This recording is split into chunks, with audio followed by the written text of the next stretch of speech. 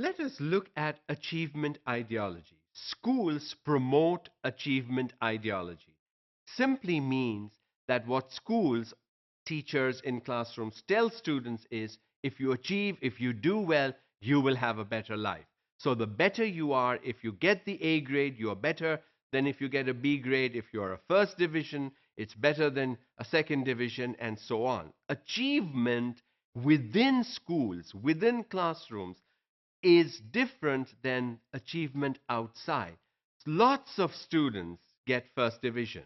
They don't all go to the college of their choice. They don't all get the best jobs.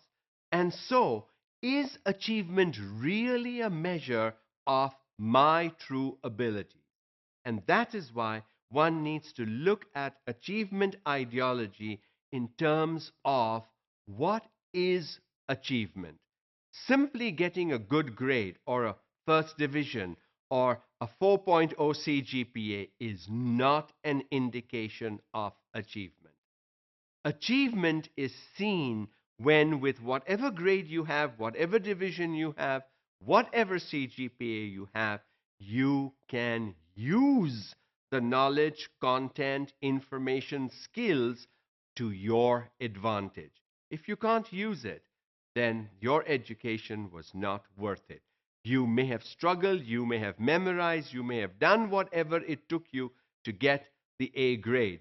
But if you can do nothing with that information now in your head, you are no good. So achievement is not to be seen as a result. Achievement is to be seen as what I can do because now I know, I understand, I can use.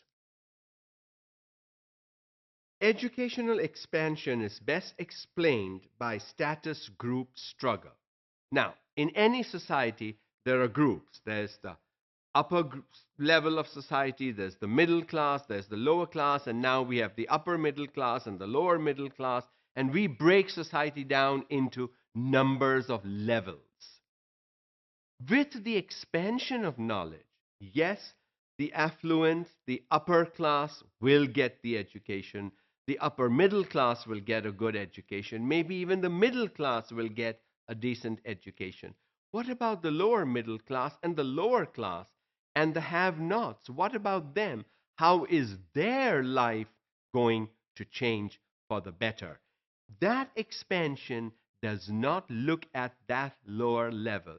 Because who is writing the policy for education? Who is writing the curriculum? Who is writing the textbooks? Who comes in to teach people from the upper class or the middle class? And so that's the focus still today, even of education. And that's true around the world. It's not just in Pakistan. So, what symbols do we need to look at to show that we've achieved? Results?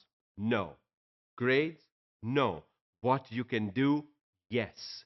What can you do? And in the workforce today, in the 21st century, people who can deliver are going to survive. People who cannot deliver are not going to survive because the boss today is not willing to train you.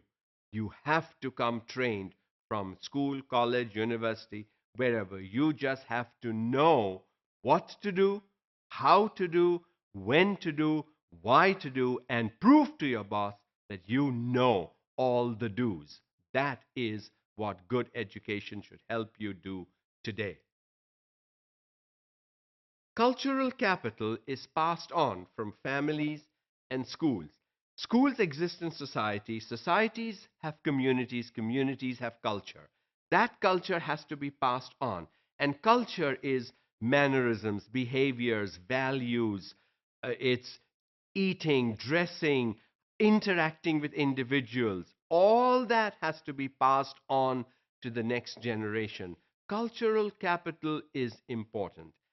But as we take more things from the West into our culture, our own cultural capital drops.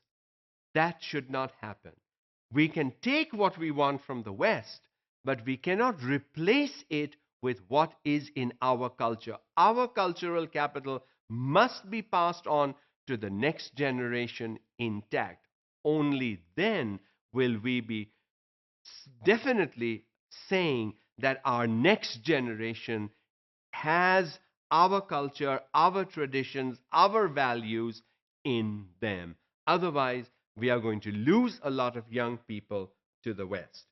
So, what role can schools play in transferring cultural capital? The kind of uniforms you want students to wear, the kind of food you have in the cafeteria or the canteen, the kind of teachers you hire, the teacher's way of dressing, and all that will reflect what the culture of that particular institution is all about.